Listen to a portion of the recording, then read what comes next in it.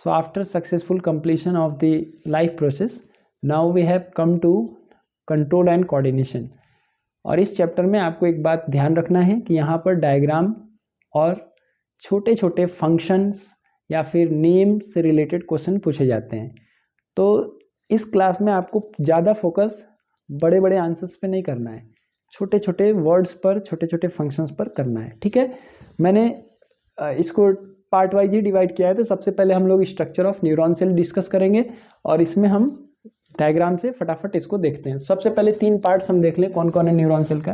देखो डायग्राम बनाया जाए, जल्दी से बनाने आना चाहिए क्योंकि एग्जाम में पूछा भी गया है। ये कोई दम नहीं है इस डायग्राम में, जल्दी से बन जाता है। देखो बन गया।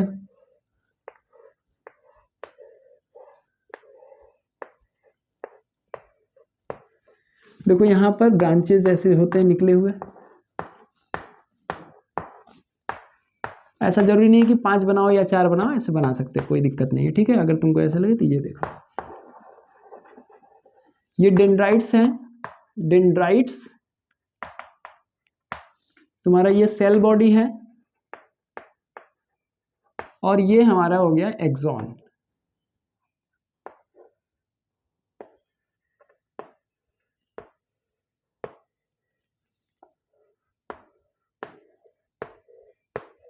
दिस इज एक्सॉन, इसको बोलते हैं हम लोग axon terminal.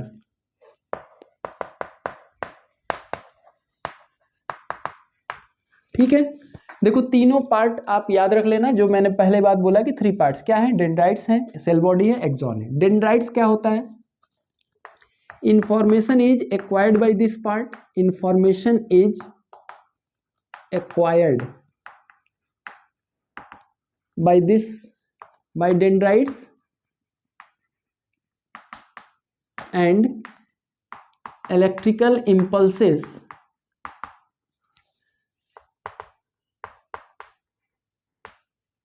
are generated by set of chemical reactions.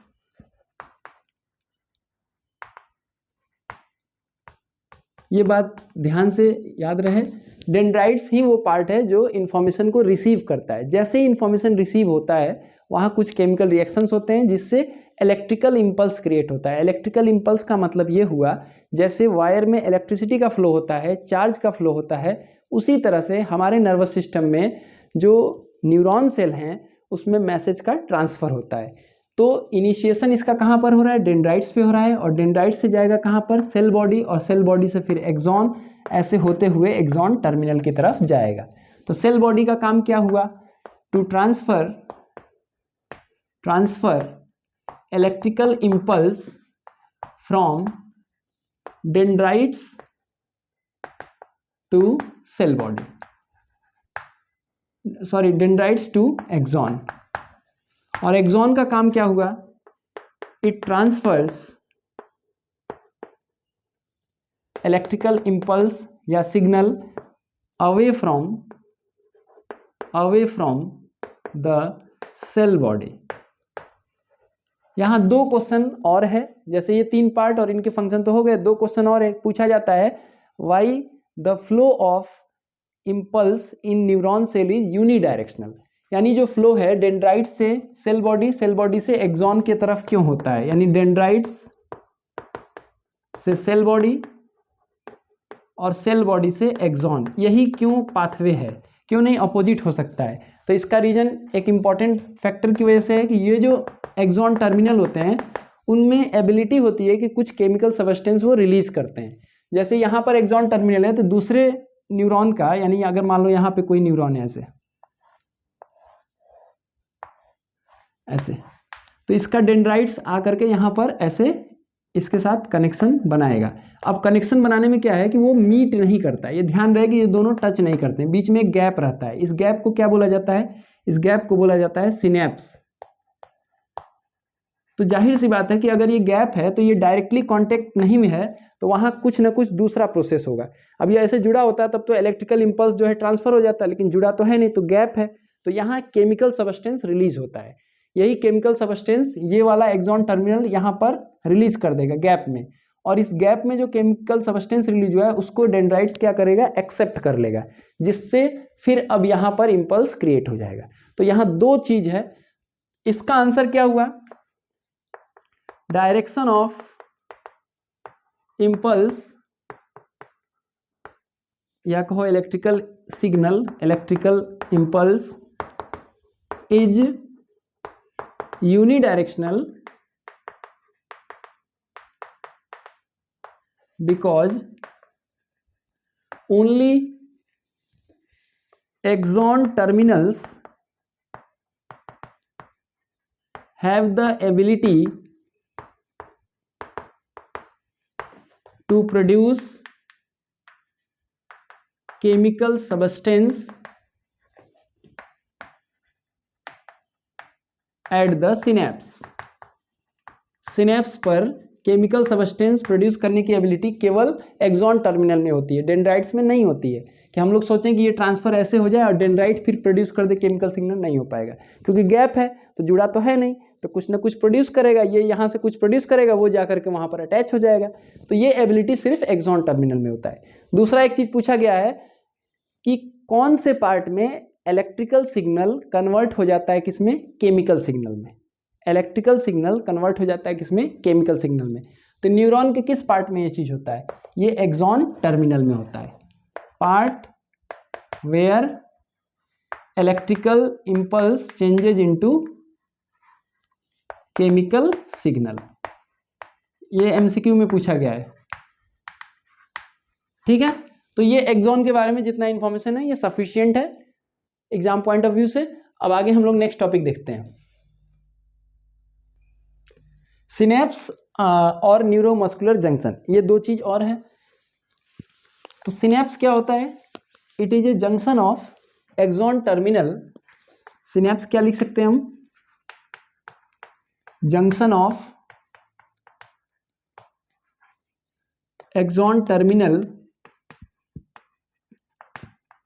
And axon terminal of one neuron and dendrite of another neuron separated by a synaptic cleft, separated by a gap called synaptic cleft। बाकी तो तुम diagram वगैरह देखो। एक और diagram है वो neuromuscular junction का होता है कि ऐसे ही एक्सॉन टर्मिनल आया और ये न्यूरोमस्कुलर जंक्शन मतलब जहां पर न्यूरॉन और मसल्स एक दूसरे को मीट करते हैं। ये एग्जाम के लिए इंपॉर्टेंट इसलिए क्योंकि बुक्स में ये फिगर दिया हुआ है। तो यहाँ पर भी वही चीज होता है जैसा कि मैंने वहां बताया कि जैसे ही एक्सॉन टर्मिनल तक इलेक्ट्रिकल इंपल्स पहुंचेगा, यहाँ से कुछ केमिकल सब्सटेंस रिलीज होगा जिसको न्यूरोट्रांसमीटर बोलते हैं। केमिकल सब्सटेंस को स्पेसिफिक नाम लिखना चाहोगे, वैसे बुक्स में नाम दिया नहीं हुआ है तुम्हारे लेवल पे, लेकिन नाम इसका होता है न्यूरोट्रांसमीटर सब्सटेंस, ठीक है। तो ये न्यूरोट्रांसमीटर सब्सटेंस यहाँ रिलीज हो जाता है जिससे कि मसल्स में कुछ चेंजिंग आ जाती है। मसल्स में प्रोटीन पाए जाते हैं, मायोसिन और एक्टिन। तो मसल के प्रोटीन में कुछ चेंजेस आते हैं जिससे मसल कॉन्ट्रैक्ट करता है या रिलैक्स करता है, ठीक है।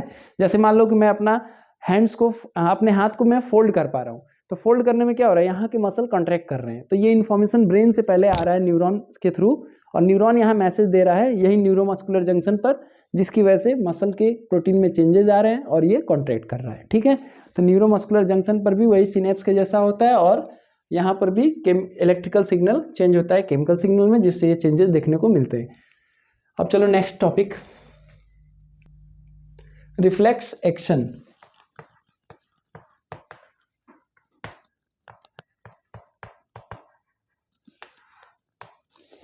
तो पहले डिफाइन कर लो, sudden immediate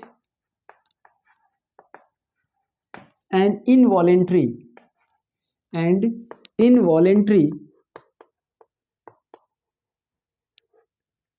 response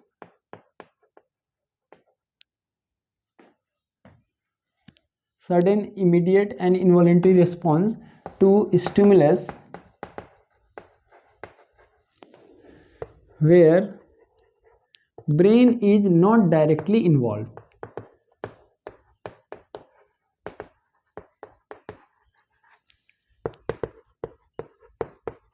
involve, only spinal cord is involved, comma करके लिखेंगे,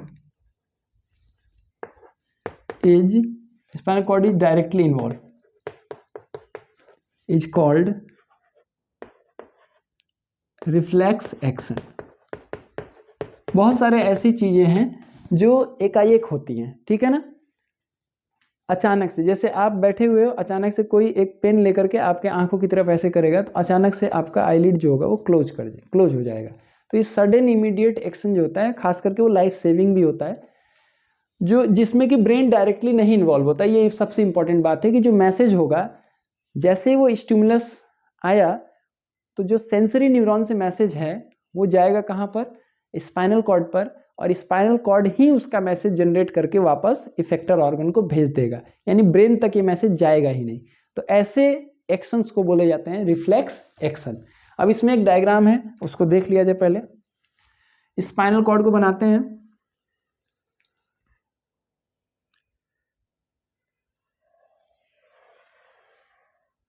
फिगर आ जाएगा एग्जाम में, लेबल करना पड़ेगा, इसलिए फिगर अच्छे से देखना भाई, फिगर का लेबलिंग बहुत इंपॉर्टेंट है।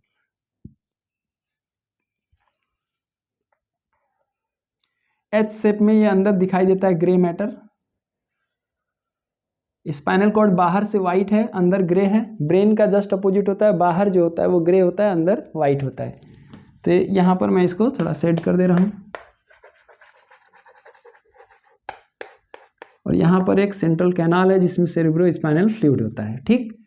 अब क्या होगा कि देखो, जैसे मान लो कि मॉस्किटो बाइट हो रहा है, चाहे कोई ऐसा कोई भी चीज़, जैसे अचानक मेरा हाथ एक गर्म तवे पर पड़ गया, ठीक है, अचानक से कोई हॉट ऑब्जेक्ट पर मेरा हाथ पड़ गया, तो तुरंत मेरा हाथ हट जाएगा वहाँ से। कैसे हटा, ये जैसे ही रखा मैंने, अचानक से गलती से रख दिया, तुरंत मैसेज गया स्पाइनल कॉर्ड को, और तुरंत ही मैसेज आया यहाँ के मसल्स को, और ये हट गया।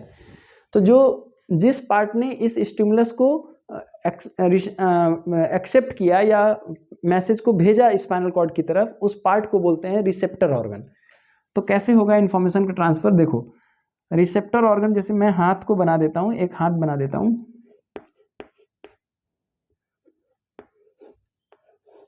ठीक है, ये मैंने हॉट ऑब्जेक्ट पर रख दिया अचानक से, तो यहां से जो है ना सेंसरी न्यूरॉन मैसेज लेके गया कहां पर, स्पाइनल कॉर्ड पर। तो देखो डायरेक्शन देखना, ये डायरेक्शन ऐसे बनाया गया, ये हो गया रिसेप्टर, ये फिगर बुक में भी है, रिसेप्टर, ये कहलाएगा सेंसरी न्यूरॉन जो मैसेज को स्पाइनल कॉर्ड की तरफ ले जा रहा है, लेबल करने को आ जाएगा। इसके बाद से यहां पर होगा रिले न्यूरॉन जो स्पाइनल कॉर्ड के अंदर है, ये है रिले न्यूरॉन। रिले का मतलब ही होता है सिग्नल को पास करना या आगे फॉरवर्ड करना। आगे इसके बाद से फिर से यहाँ पर हम देख सकते हैं, यहाँ से जो आया है ये कहलाएगा मोटर न्यूरॉन। मोटर न्यूरॉन, ये स्पाइनल कॉर्ड से जो मैसेज आया ना वो अब मोटर न्यूरॉन से आएगा, और वो कहाँ आएगा, इफेक्टर मसल्स में आएगा। जैसे अब मान लो कि यहाँ पर एक मसल है जो कॉन्ट्रैक्ट करेगा तो फिर से ये हाथ हट जाएगा, जैसे अब मैं ऐसे रखा हूँ तो यहाँ का जो मसल है कॉन्ट्रैक्ट कर जाए तो ऐसे हाथ हट जाएगा। तो ये वाले जो मसल्स होंगे इनको हम लोग बोलेंगे इफेक्टर ऑर्गन, यानी इफेक्ट क्रिएट करेंगे, इफेक्टर ऑर्गन, और ये कहलाएगा रिसेप्टर ऑर्गन, या रिसेप्टर इफेक्टर भी लिख सकते हो। तो इसमें देखो रिफ्लेक्स एक्शन जब पूछेगा डिफाइन कर देना और ये फिगर बना देना, बहुत ही अच्छा आंसर हो जाएगा तुम्हारा। रिफ्लेक्स आर्क पूछा गया है, what is reflex arc, the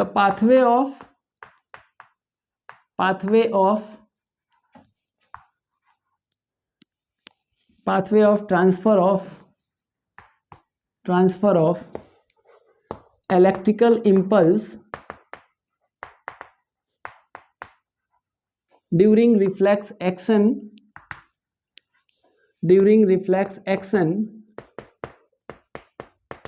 is called reflex arc। MCQ में अरेंज करने को पूछा जाता है तो आराम से लिख लोगे, क्या क्या होगा बताओ, रिसेप्टर, इसके बाद क्या हो जाएगा, सेंसरी न्यूरॉन, फिर क्या हो जाएगा, रिले न्यूरॉन, फिर मोटर न्यूरॉन, और लास्ट में क्या हो जाएगा, इफेक्टर मसल्स या इफेक्टर बस लिख सकते हो।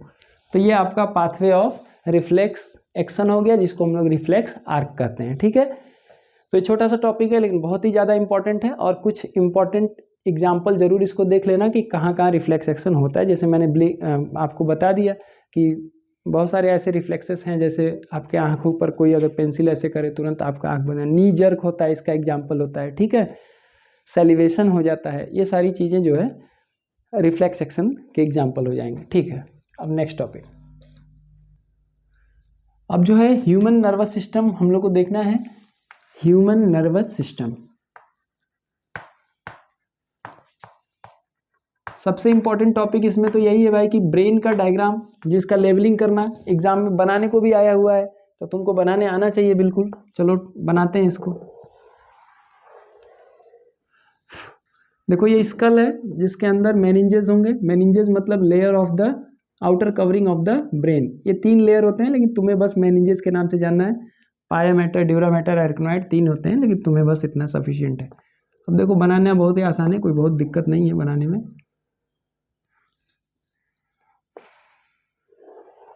स्पाइनल कॉर्ड है, मेडुला ऑब्लंगाटा, पॉन्स, और यहाँ से जो है ना पिट्यूटरी ग्लैंड है।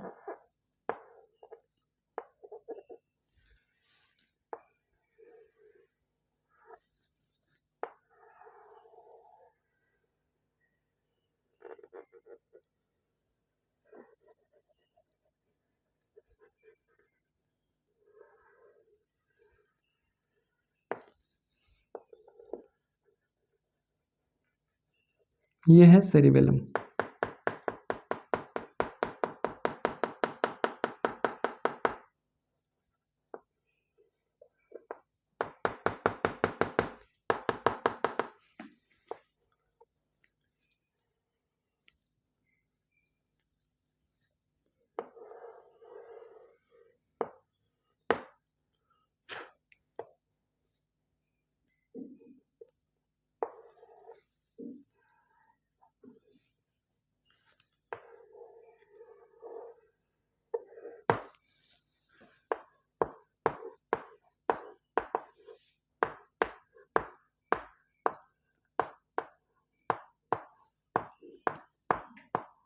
थोड़ा कॉम्प्लिकेटेड है इसका डायग्राम, लेकिन फिर भी बन जाएगा, कोई बहुत दिक्कत नहीं है।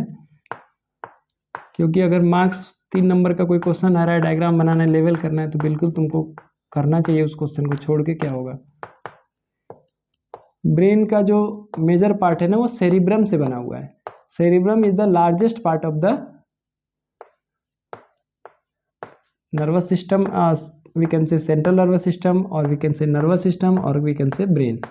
जो ये हाईली फोल्डेड स्ट्रक्चर हम लोग को दिख रहा है, ये जो ग्लैंड दिख रहा है ना, ये पिट्यूटरी ग्लैंड है।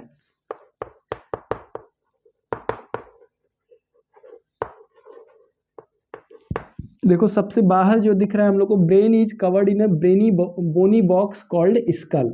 सबसे बाहर जो मैंने बनाया है, ये मैंने बनाया है स्कल, दिस इज स्कल। इसके नीचे 3 लेयर में मेनिंजेस हैं। यहाँ पर एक सिंपली एक लेयर दिखाया गया है क्योंकि बहुत हम लोग को मेनिंजेस के बारे में डिटेल नहीं जानना है। तो meninges are the covering of the brain.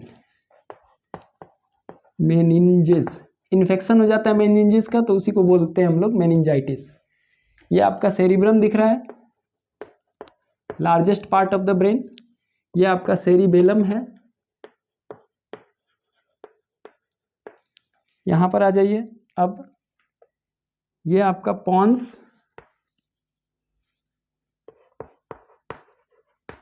ठीक है, ये आपका मेडुला,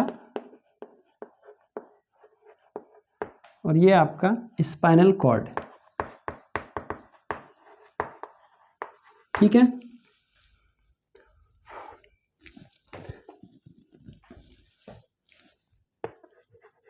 ये कॉर्पस कैलोसम होता है जिससे राइट और लेफ्ट सेरिब्रल हेमिस्फीयर एक दूसरे से जुड़े होते हैं। इसको कॉर्पस कैलोसम बोलते हैं, बट याद हो जाए ठीक है, ना तो छोड़ देना। ठीक है, ये मिड ब्रेन है, जनरली इसके बारे में बहुत ज़्यादा डिस्कशन नहीं है, क्योंकि ये बहुत छोटा सा पार्ट होता है, बहुत ज़्यादा इसका डिस्कशन नहीं है। ये आपका एक आउटलाइन डायग्राम हो गया ह्यूमन ब्रेन का। अब एक एक करके पहले मैं आपको डिविजन्स को समझा दे रहा हूँ। जो ह्यूमन नर्वस सिस्टम है, ह्यूमन नर्वस सिस्टम, इसको दो पार्ट में डिवाइड कर दिया गया है। एक है CNS सेंट्रल नर्वस सिस्टम और दूसरा है PNS यानी पेरिफेरल नर्वस सिस्टम।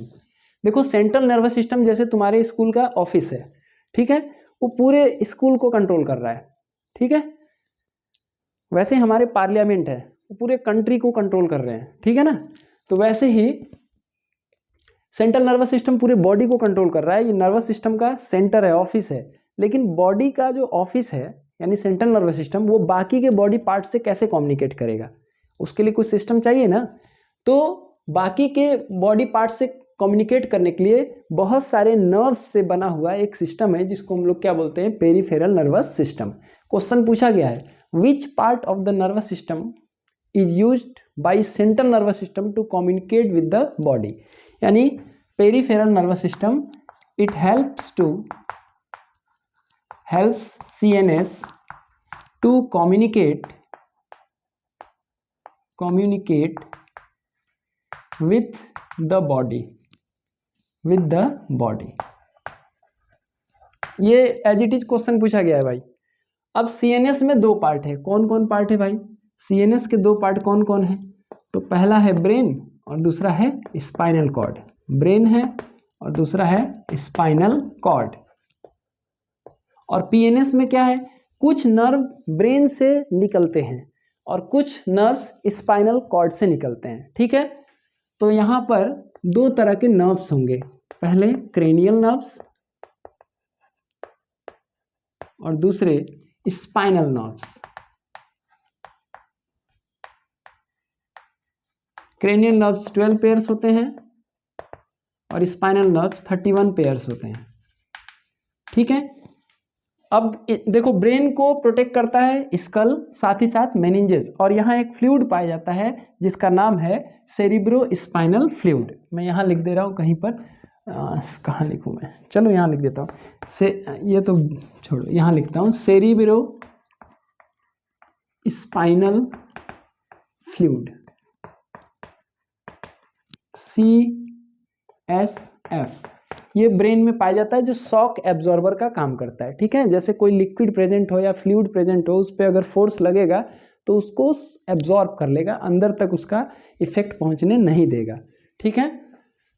अच्छा देखो तुम सोचते हो बाइक चलाते समय, कभी सोचे हो कि बाइक चलाते समय बाकी बॉडी पार्ट से ज़्यादा हम लोग हेड को प्रोटेक्ट करना चाहते हैं, या फिर रूल्स जो बनाए गए वो हेलमेट लगाने का रूल बनाया गया, क्यों? क्योंकि ब्रेन एक ऐसा पार्ट है ना, जो अगर डैमेज हो जाएगा तो वहाँ पर फिर से रिपेयर नहीं हो सकता है, क्योंकि न्यूरॉन सेल की एक खासियत होती है कि वो एक बार मैच्योर हो जाएंगे तो फिर उसमें कोई ग्रोथ नहीं होगा, कोई रिपेयर नहीं होगा, ठीक है। इसीलिए बहुत सेंसिटिव पार्ट होता है हम लोग का स्कल, उसके अंदर ही ब्रेन प्रोटेक्टेड होता है। और स्पाइनल कॉर्ड को कौन प्रोटेक्ट करता है? स्पाइनल कॉर्ड के ऊपर होता है वर्टिब्रल कॉलम, यही इसको प्रोटेक्ट करता है। वर्टिब्रल कॉलम में बोन्स हैं, बोन के बीच में एक ट्यूबुलर पैसेज है जिसमें स्पाइनल कॉर्ड प्रोटेक्टेड है, ठीक है। अच्छा, ब्रेन के कितने पार्ट हैं भाई? तो ब्रेन के 3 पार्ट हो जाते हैं। मैं इसको इधर दिखाऊंगा क्योंकि यही फंक्शन मैं लिख दूंगा ना, मैं यहाँ लिखता हूँ इसको। ब्रेन के कितने पार्ट हैं? 3 पार्ट हैं, कौन कौन? फोर ब्रेन, मिड ब्रेन और हिंड ब्रेन। फोर ब्रेन में 3 पार्ट फिर से हो जाएंगे, ऑल्फैक्टरी लोब्स, सेरिब्रम और डाइंसेफ्लॉन। मिड ब्रेन का कोई डिवीजन नहीं है। हिंड ब्रेन में फिर से 3 पार्ट हैं, कौन कौन है? Cerebellum, pons and medulla. तो अगर पार्ट पूछ ले कि मेडुला किस पार्ट में है, तो हिंड ब्रेन में है। सेरिबेलम कहाँ है? हिंड ब्रेन में है। सेरिब्रम कहाँ है? फोर ब्रेन में। यही तीनों इंपॉर्टेंट पूछे जाते हैं। ऑल्फैक्टरी लोब्स जो होते हैं डॉग्स में ज़्यादा अच्छे से डेवलप होता है, ह्यूमन बीइंग में बहुत अच्छे से डेवलप नहीं होता है, ठीक है। अब हम फटाफट फंक्शंस को देख लें। देखो cerebrum is the largest part of the human brain. इसके फंक्शन क्या है? इंटेलिजेंस, मेमोरी, याददाश्त जो होती है, स्पीच सेंटर यहीं पर है, वॉलेंट्री एक्शंस को यही कंट्रोल करता है। वॉलेंट्री एक्शंस, जैसे इसमें वॉलेंट्री एक्शंस में बहुत सारा चीज आ जाएगा, स्पीच आ जाएगा, ठीक है, हियरिंग आ जाएगा, स्मेल आ जाएगा, साइट आ जाएगा। स्पीच इसी में लिख दिया मैंने, स्पीच के साथ साथ हियरिंग, साइट मतलब देखना, ठीक है। स्मेल, स्मेल के लिए भी सेंटर यहाँ पे होता है। ऑल्फैक्टरी लोब्स भले ही अलग से सेंटर है, लेकिन स्मेल के लिए एक सेंटर यहाँ पर होता है, ठीक है। अच्छा, फीलिंग ऑफ सैटिटी, इट मीन्स कि हम लोग को भूख लगा था और भोजन करने के बाद जो है भूख की जो सेंसेशन होती है वो खत्म हो जाती है, यानी अब भूख नहीं लगा है भोजन करने के बाद। ये किस पार्ट से रिलेटेड है? सेरिब्रम से है, ठीक है ना। एक क्वेश्चन पूछा गया था, the centre which governs that the stomach is full, मतलब हमारा भूख खत्म हो गया है, कौन सा पार्ट इसको कंट्रोल करता है? तो सेरिब्रम करता है। और सेरिबेलम, सेरिबेलम को हम लोग डिस्कस कर ले। मेडुला यहाँ मैं लिख दे रहा हूँ, मेडुला। सेरिबेलम का 3 इंपॉर्टेंट रोल है। पहला है प्रिसीजन ऑफ वॉलेंट्री एक्शंस। जो भी वॉलेंट्री एक्शंस हो रहा है ना, उसमें एक बैलेंस की जरूरत है। जैसे मैं दौड़ना चाह रहा हूँ, तो दौड़ना एक वॉलेंट्री प्रोसेस में आ गया, लेकिन दौड़ने के लिए बैलेंस बनाना पड़ेगा। तो बैलेंस बनाने का काम कौन करेगा? सेरिबेलम करेगा। तो इसीलिए लिखा गया प्रिसीजन ऑफ वॉलेंट्री एक्शन। जो भी वॉलेंट्री एक्शंस आप कर रहे हैं, उसके सही से होने के लिए ना बॉडी को इंटरनली बैलेंस करना होता है, और वो बैलेंस करने का काम कौन करता है? सेरिबेलम करता है। मेंटेनेंस ऑफ पोस्चर,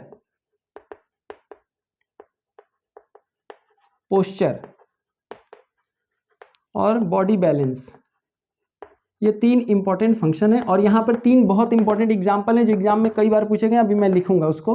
और मेडुला का फंक्शन क्या होता है? Involuntary actions.